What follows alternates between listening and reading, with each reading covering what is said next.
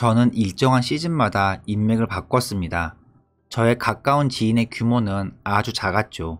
제가 빨리 성장할 수 있었던 이유는 어떤 것에 오래 매달려 있지 않아서 그런 것 같아요.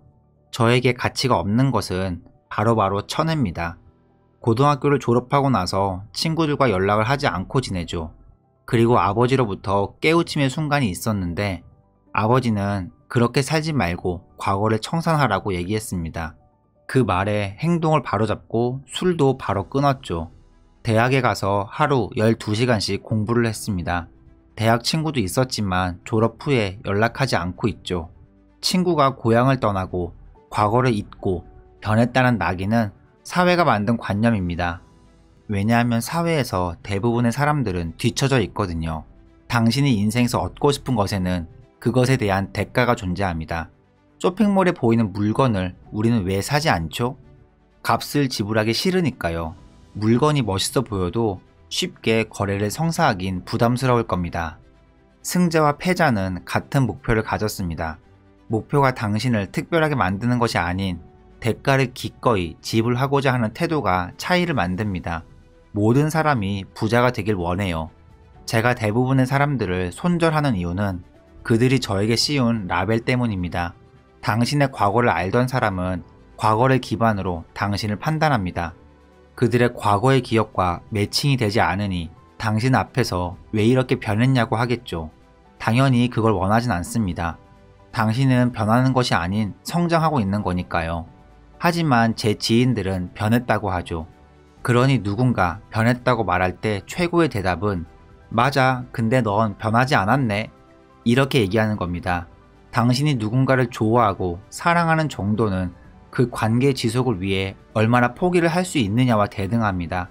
예를 들어 싸구려 차가 있는데 누군가 그 차를 잘 관리한다면 정말 사랑하나 보다 라고 생각하잖아요. 그건 정말 많은 시간을 들여야 하는 거니까요. 당신은 그 관계를 위해 무엇을 대가로 지불할 자신이 있나요? 당신이 그 관계를 위해 아무것도 희생할 마음이 없다면 그들을 사랑하는 게 맞나요? 저에게 도움이 되는 질문은 나는 내 친구들을 사랑하는가가 아니라 어떤 친구를 가장 사랑하는가 입니다. 어떤 친구를 위해 내가 가장 희생할 수 있는가인 거죠. 저는 실용성이 아주 중요하다고 생각합니다. 당신이 뭔가를 받으면 그들도 뭔가를 받아야 합니다. 사람들은 이렇게 거래적인 관계를 싫어하지만 이건 팩트, 사실입니다. 거래라는 단어는 상업적인 단어로 들릴 수 있지만 이걸 행동의 관점으로 바라본다면 두 가지로 나눠볼 수 있어요. 관계 강화를 위한 행동, 혹은 복수를 부르는 행동. 현재 당신 곁에 있는 사람들이 성공할 확률은 아주 적습니다. 통계적으로 그들이 1%가 될 확률은 희박하다고요. 그러니 당신이 관계를 바꿔나가는 것이 정상입니다. 도대체 왜 사람들은 도움이 되지 않는 관계에 목숨을 걸까요? 사회적 주입 때문에 그런 것 같습니다. 너는 나쁜 친구야 라고 친구는 이렇게 말합니다. 친구가 저한테 나쁜 친구라고 변했다고 이렇게 말합니다. 그러면 저는 난 과거의 내가 아니야. 난 더 이상 과거처럼 행동하지 않아. 그리고 나는 그 현실을 사실로서 받아들이지 않겠어 라고 얘기하는 게 맞습니다. 당신의 가치가 곧 네트워크다 라는 말이 있어요. 이건 맞는 말입니다. 다른 말로는 가장 많은 시간을 보내는 5명의 평균값. 근거가 있는 말은 아니지만 정신적으론 맞는 말입니다. 가까운 친구와 대화를 나눴는데 그와 첫 번째 대화는 저에게 깊게 생각할 기회를 주었습니다. 그 주제는 바로 꿈의 대가였어요. 몇 년 전 그에게 퍼스널 브랜딩에 대해 물어봤는데 그가 말하길 집에 찾아오는 사람, 악플러 등이 항상 있다고 했죠. 자신이 원하는 영향력을 가지기 위해 지불하는 대가였습니다. 그 이야기는 저에게 너무 와닿았어요. 대가가 두려워 저의 메시지를 알리기 두려워했거든요.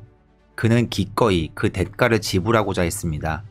또한 그는 가깝고 오래된 친구 중 한 명을 잃었다고 해요.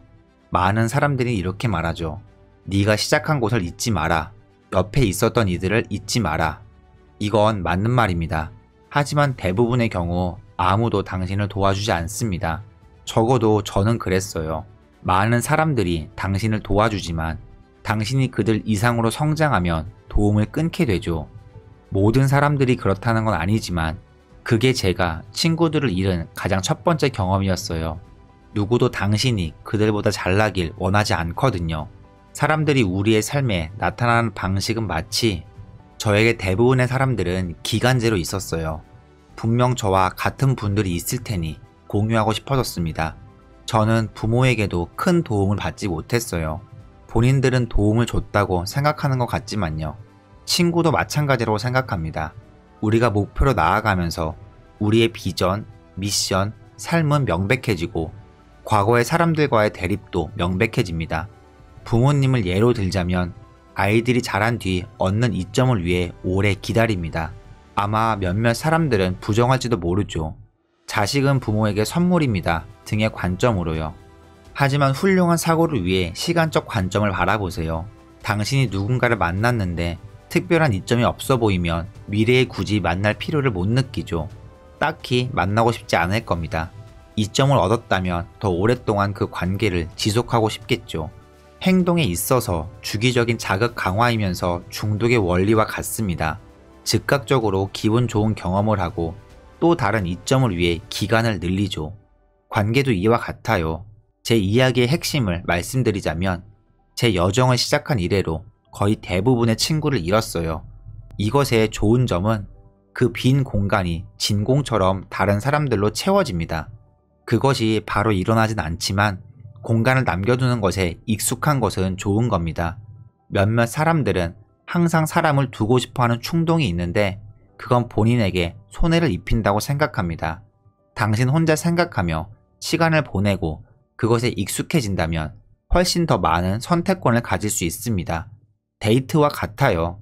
어떤 이들은 절대 혼자 있을 수 없어서 싱글이 된 뒤 만나는 첫 번째 사람과 바로 연애를 시작해요. 최고의 사람을 고르는 것보다 혼자 있는 것에 대한 두려움이 훨씬 더 크거든요. 당신의 여정에 많은 친구를 잃는다면 제 생각엔 그건 화가 날 일이 아니라고 생각합니다. 그게 성장의 징표라고 생각해요. 많은 사람들이 말합니다. 너 변했어. 이것에 대한 저의 가장 자연스러운 답변은 넌 바뀐 게 없네 라고 대답하는 겁니다. 이게 이 영상의 핵심이라고 생각해요. 성장을 하고 있다면 당신은 바뀔 수밖에 없어요. 대부분의 사람들은 변화를 싫어합니다. 특히 그들이 성장하지 못했다면요. 혹은 당신과 다른 방향으로 성장했다거나 우리의 가치와 대립되는 이들과 멀리하고 싶은 건 본성입니다. 그리고 그 가치와 대립은 계속 변하겠죠. 괜찮습니다. 그리고 이것이 내가 지불하고자 하는 대가인가? 라고 물으신다면 무조건 예스입니다. 저의 꿈을 포기하고 얻은 관계를 유지하며 제 삶에 이룰 수 있었던 것에 대한 잠재성을 잃는 것에 더 슬플 겁니다. 꿈을 위해 모든 관계를 포기하라는 뜻이 아닙니다. 단지 오래된 관계를 포기하고 새 관계를 위한 공간을 만들라는 뜻입니다. 그렇습니다. 우리는 성장합니다. 친구가 없는 환경이 오랜 친구가 있는 환경보다 당신의 성장을 촉진할 겁니다. 마지막으로 제가 친구가 되고 싶은 사람에 대해 말할게요.